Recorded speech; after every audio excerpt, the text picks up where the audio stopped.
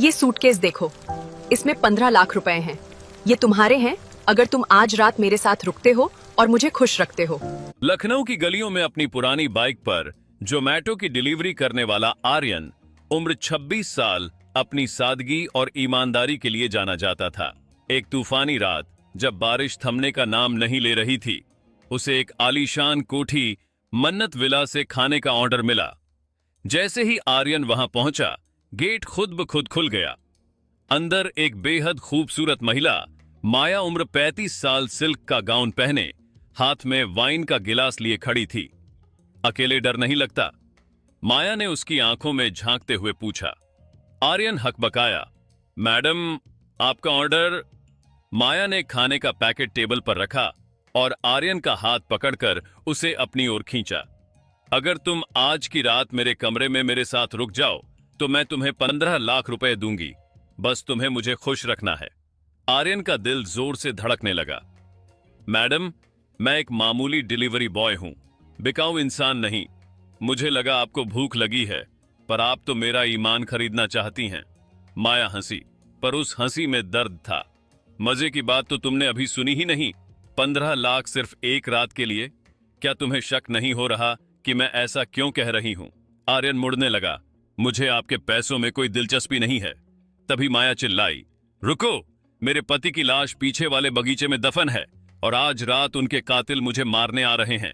मुझे मजे के लिए नहीं, बल्कि एक गवाह और ढाल के लिए तुम्हारी जरूरत है। वो 15 लाख तुम्हारी जान की कीमत हो सकती है। आर्यन सन्न रह गया। उसे समझ नहीं आ रहा था कि माया सच बोल रही है या उसे किसी कानूनी जाल में फंसा रही है।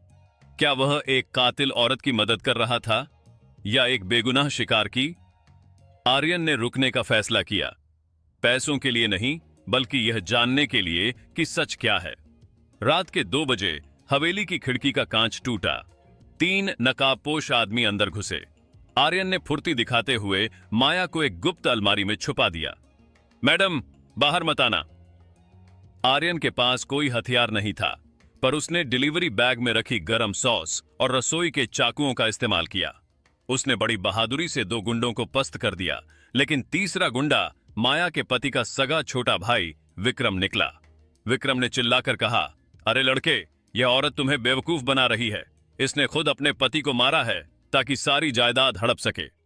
हट जाओ मेरे रास्ते से, वरना तुम भी मारे जाओगे।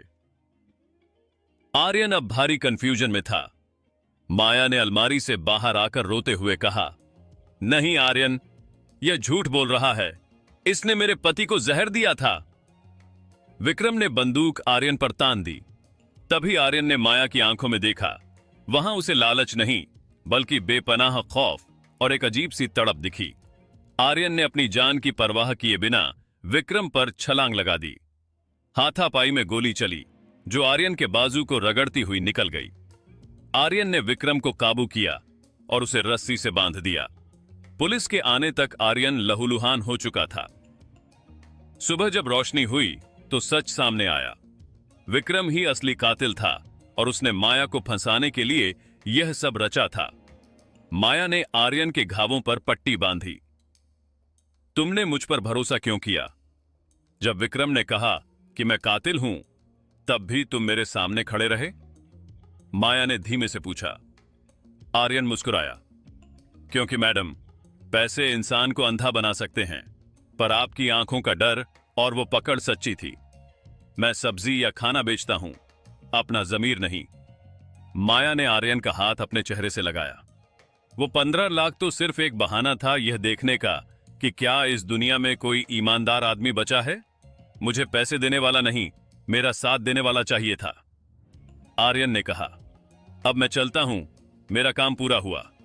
माया ने उसे रोका, अब तुम कहीं नहीं जाओगे। इस कोठी को एक डिलीवरी बॉय की नहीं, एक मालिक की जरूरत है। एक साधारण लड़का जो कल तक सड़कों पर ठोकरें खाता था, आज अपनी ईमानदारी की वजह से एक साम्राज्य का हिस्सा बन गया। आर्यन और माया का यह रिश्ता अब उस आधी रात के सौदे से निकलकर उम्र भर के साथ में बदल चुका था।